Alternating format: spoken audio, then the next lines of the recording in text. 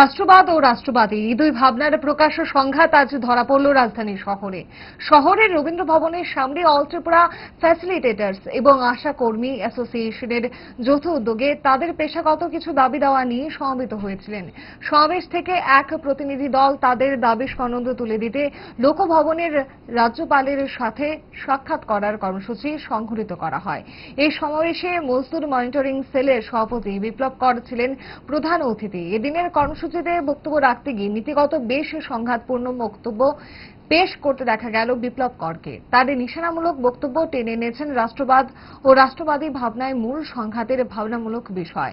কাকে নিশানা করলেন বিপ্লব কর, কেনই বা এই নিশানা, কি বলেছেন মজদুর নেতৃত্ব বিপ্লব কর, দেখুন। এই প্রোগ্রাম যখন সকাল থেকে সাজানো গোছানো হয়েছে, এই ফ্লেক্সের উপরে যে গেরুয়া রংটি, সেই রংটি দেখে অনেকে বোঝার প্রয়োজনীয়তা ছিল যে যারা প্রোগ্রাম করবে তারা রাষ্ট্রবাদী বিচারধারা নিয়ে তারা প্রোগ্রাম করবে। কিন্তু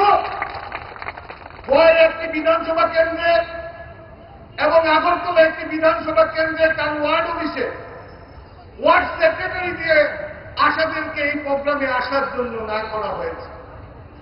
আমি খুশি হয়েছি যারা না করেছেন, যারা আশাদেরকে আসতে দেননি, সেই সকল তাদেরকে বলবো আগামী দিন সেই আশাদের দায়িত্ব আপনারা নিয়েছেন। আমি অনেকটা শান্তি পেয়েছি, রিলিফ পেয়েছি। আমরা বিশ্বাস করি রাষ্ট্রবাদী বিচারধারায়। মনে রাখবেন, রাষ্ট্র নির্মাণ হয় যখন রাষ্ট্রের মানুষ ভালো থাকে। যখন রাষ্ট্রের মানুষ ভালো থাকবে সেটাকে বলা হয় রাষ্ট্র নির্মাণ।